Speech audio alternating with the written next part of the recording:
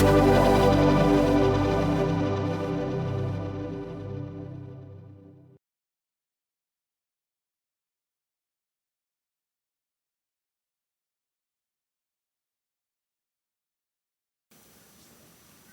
everyone, thank you for joining me today. My name is Das. In this video, I will be relating from an esoteric viewpoint the 7 natural laws with a mental state that is known as depression. I will be showing how you can relate this mental state known as depression to the 7 natural laws and how you can use the 7 natural laws to overcome what is called the mental state of depression. Now, why do I say that it's called the mental state known as depression? I do that to make it not real. Now, if you're experiencing that, it might sound like a ludicrous thing for me to say, because you feel that it's real. Once you have a firmer understanding of the 7 natural laws, what you determine to be real and not real will become clear to you, and it will give you power to maintain any mental state that you wish to maintain. Everyone from time to time has states that can be called depression, depending on what's happening at the moment in their lives. This is born out of the fact that we have been removed and denied certain ancient wisdom and knowledge that is a part of our ancestry. Because we have been denied this wisdom, we find ourselves in a world that is not familiar to us, and in a world where we don't have access to the tools to be in supreme mental, physical health. This is what I realized when I began studying these principles, these ancient principles, knowledge, wisdom, spirituality, science, technology. It's all related. So I'm going to be doing a series of videos on this particular topic, as well as other topics related to it, that pretty much introduces you to this ancient knowledge so you can use this knowledge to better your life. In today's video, I'll be looking at the 7 natural laws, ancient 7 natural laws. This information is highlighted in a book called The Kabbalion, but the authors of The Kabbalion are not the originators of this knowledge. This knowledge is ancient. It is not new thought. It is not new age. This knowledge produces everything that we call modern. It is the foundation of everything we call modern, advanced. This is the pinnacle.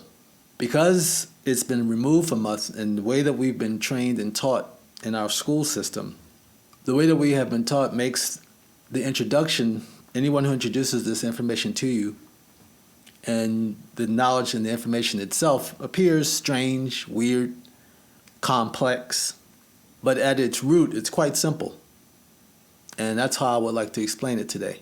The first law is the law of mentalism. The law of mentalism is relating to mind, and it says that everything that's real and not real, I'm going to go deeper into what's real and not real in a second, is a function of mind. The substance of all life, creation, the universe, is mind, thought. That thought can be higher level thought, which you might attribute to a creator, a God, universal mind, universal living mind, the supreme being, the supreme one. Can range from that higher mind to lower mind. Lower mind being human mind, thought mind, animal mind, plant mind. It's all mind, it's all intelligence. There's no chaos in the universe. It's organized and it's structured. Anyone who tells you that there's chaos and that things just happen in the universe don't understand the laws. This is a structured, organized, this is a tightly structured There's no structure that's superior to this structure. And this structure is highlighted in these 7 laws. The thought and the mind that went into the creation of what we call life is beyond what the human mind at this level, because we also are connected to higher mind. But when we're dominant in our human mind, we can't fathom the structure and organization of life. And that's what these laws allow us to do. Every creation that you see, be it a table, a car, phone, computer, microphone, I'm looking at things that are around me, books, these are all mind-sourced creations. They come from somebody's mind. And the effect is that we can see these things, touch these things. These are thoughts brought to the physical world.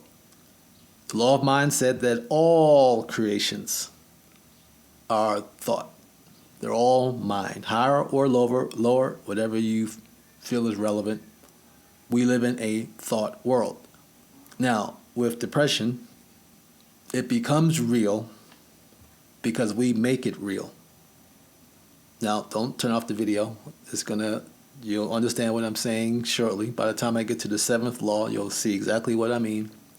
Because we are creators, because we are connected to higher mind, we can bring things from the mental world into the physical world. That's it in a nutshell. We are creators. We give life to what we think about. We have a choice to give meaning and substance to our thoughts, as well as feelings. Thoughts produce feelings. It's not the other way around. Words do not produce the thought unless you choose to let those words have power. It's a choice. Now let's look at law of correspondence. Law of correspondence says that, well, let me say how it's stated in the Kabbalion, which is the book, the most famous book on the 7 natural laws. It's called the Kabbalion. It says that the law of correspondence is as above, so below. As below, so it is above. It also says as within, so it is without. Now, what does that all mean? Simply that what you feel and think on the inside is the world that you create on the outside. This relates to mentalism, and all of these laws relate. But correspondence says that you create the world that you live in based on what you choose to give power to with your thoughts. What you're thinking and what you're feeling on the inside, that is the world that you live in. The good news is you have a choice of what you would like to think about. You have a choice to determine what type of world you want to live in, how you see the world. This sounds very complex and very simple at the same time. But choose simplicity. It is as simple as what I'm saying. The difficulty in doing that is what we've been trained to think, what we've been introduced to, the world we've been exposed to, and that this world we've took to be as real. We don't learn to discipline our thoughts. We don't learn how to discipline our mind. You can have the world that you want to live in, the lifestyle that you want to have, the feelings that you want to have, by being a master of these laws. And that's the essence of the law of correspondence. It is with a disciplined mind you have the choice to be happy and not be depressed. Let's keep things simple. And I'm no way saying that depression is a simple thing to overcome. It takes a lot of discipline and mastery of thought and mastery of these laws as well as other laws that I will be talking about soon. Just know that you have this power within you to change it, no matter how difficult the situation you may find yourself in. The law of vibration says that everything that is has a vibration. Thought has vibration, light, what we call matter, has a vibration. Color, which is light. It's all vibration, sound. There's nothing that exists that doesn't have a vibration. Some things we can see, some vibrations we can see and feel. Other vibrations are outside our ability to see them with the physical eyes or with our senses, our physical senses. They're outside that vibration. But everything that is vibration. Quantum physics started accepting this around the 1940s, realizing that matter is not matter. Matter is just energy zones, a collection of energy or a type of energy, that there is no matter. It's vibration. The law of polarity. The law of polarity is the law of extremes. Now, what does that mean? If I were to ask you to tell me when does love end and when does hate begin, could you do it? If I were to ask you when does short begin and where does tall end, you couldn't do it. Likewise, you couldn't say what is cold. You couldn't define coldness without explaining hot or heat. In essence, what I'm saying is that the extremes are not separable. They're one and the same. You can only relate two extremes to one another or to themselves, meaning that the only way you can distinguish a tall person is by relating them to a short person. The only way you can define cold is by relating it to something hotter or warmer. With depression, the tendency is to focus on the negative and to separate the negative from the positive rather than say that it's all positive, right? And anyone who suffers from depression will focus on, they can only see the negative and not the good. And the duality of life says that duality is present no matter what you look at, what you focus on. Meaning that, let's look at love. There is only love in the universe. And you've only experienced love. Now I'm using the law of polarity. You can only compare the love that you've experienced in your life to a lesser degree of what you would consider love, right? Somebody saying something evil to you is still love, it's just less love. Some negative, something that we attribute to being negative is less love. It can only be compared to some other form of love, be it greater love or be it lesser love, but there's only love. And one thing that I always tell people that are experiencing any type of negative feeling or negative states of mind is to focus only on focus only on the positive aspect of that thing. I say that to say this is something that we need to apply in every aspect of our life. Things don't just happen to us. Let's look at the law of rhythm. The law of rhythm is the law of cycles. This is most often explained with the seasons of the year, the cycles of the moon, the woman's cycle, the tides. But these cycles also apply to our mental states. We have certain emotions that we express at certain times of the day, certain times of the week, certain times of the month, certain times of the year. And if we are aware of these cycles, we gain control over these cycles. We bounce between happiness and less happiness using the law of polarity, right? We bounce between these states of mind sometimes without any control. And it's understanding the law of rhythm that we can grab control of these rhythmic states in our lives and use the law of rhythm for our own benefit. I'm going to go deeper into all of these laws in later videos. I have so much work to do. But I can only do what I can do in this moment. So let me stick to what I'm doing. The law of cause and effect.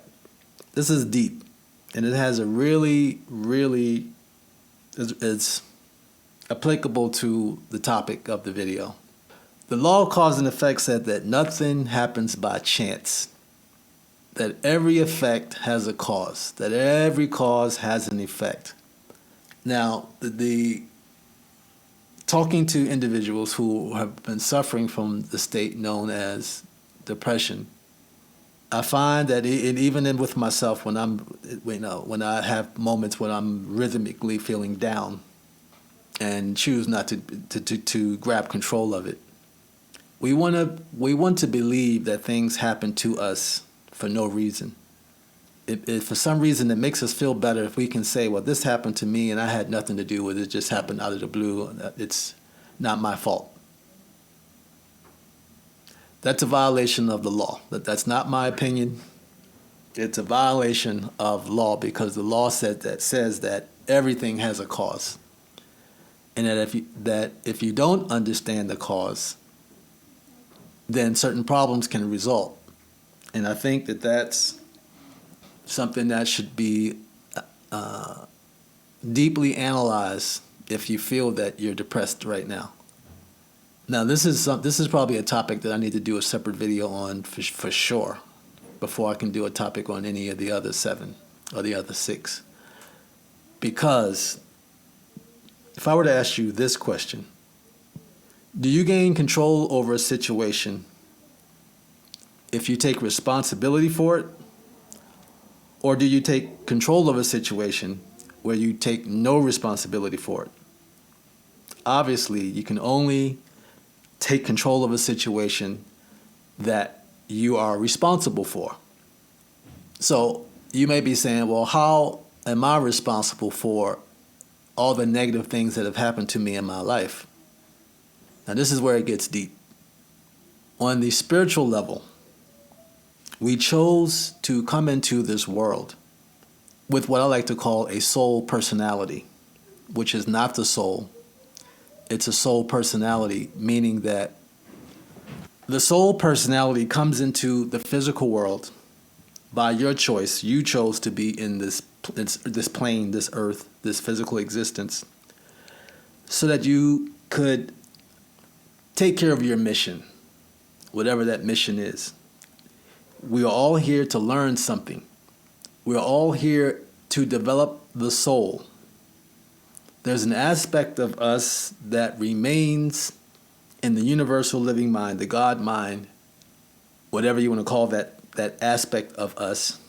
I prefer to say that we are the gods. We are connected to that universal living mind, the goodness, and there's nothing we can do to be separated from it. And the evidence is everywhere, but we chose to come into the physical world to grow, to learn. We choose our parents and their situations for our own personal development. We're here for a reason. If we're not here for a reason, then that would be a violation of cause and effect. Then why else would we be here?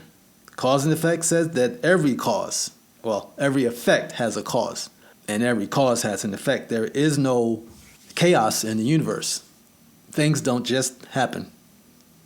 So with that being the case, then it's up to us to determine what am I here to learn? What lessons am I here to learn? And on the other side of that, everything that we expose ourselves to are exposed to. Things that people say to us, different conditions that happen in our lives. We have to look at these people as our teachers, as our benefactors. They're giving us something that we need to experience to grow. Now, I know that that's difficult to accept, depending on the degree you feel depression, depending on the level of the intensity of the negative feelings that you're feeling.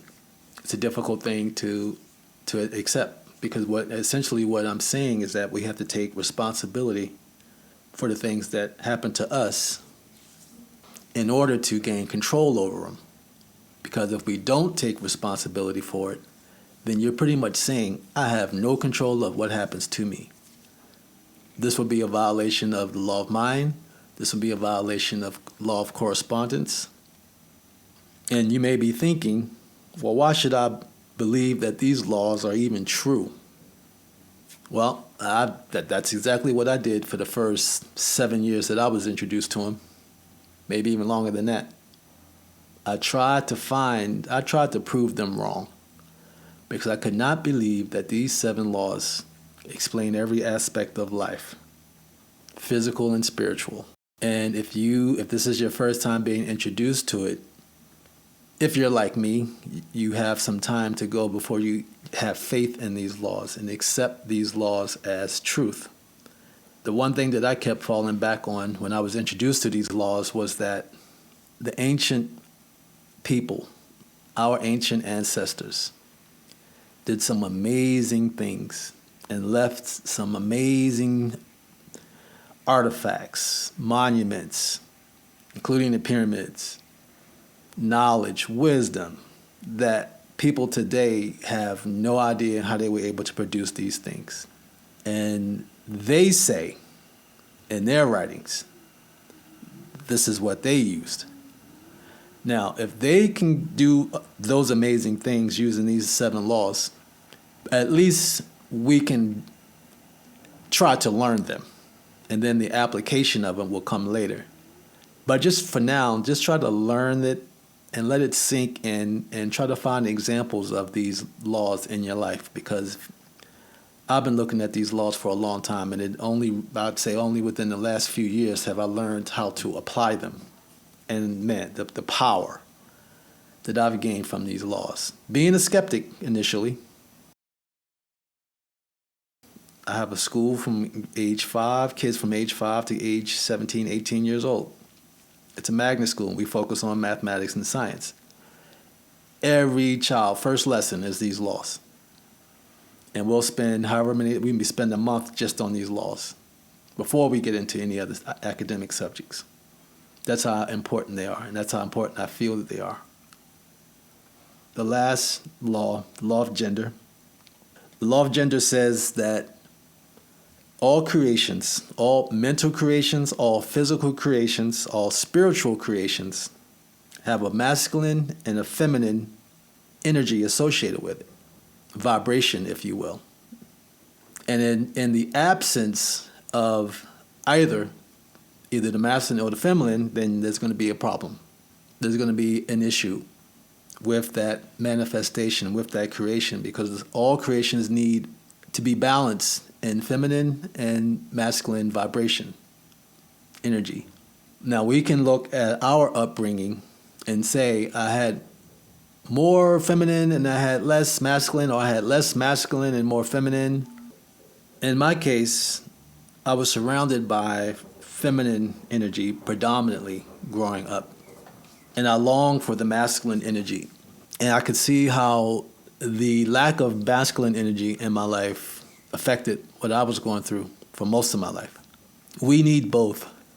This is the law of gender. Law of gender says that every creation, every thought, every physical creation needs to be balanced in mental and feminine energy. If you've ever seen the yin and yang symbol, you see that there's a balance in yin and in yang. There's no more yin than there is yang or yang. That balance needs to be there. And many of us can look at our upbringings, our childhood, and we can define and we can determine where a lot of our issues started by either lack of one of those 2 genders, those energies, those vibrations. Now, how can you repair it? You repair it by looking at what was lost and then accentuating. If you needed more masculine energy, then there's ways that you can reproduce the masculine energy that you lost to balance your situation. Likewise with the feminine energy.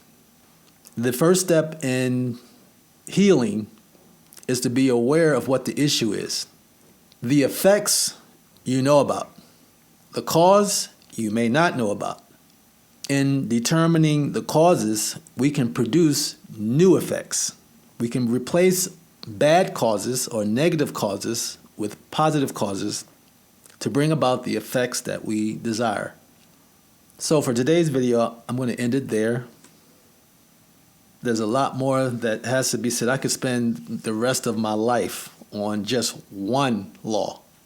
This is a topic that obviously you're going to need to come back and hear more for. So I'll end it here. Thank you for listening. Enjoy your day.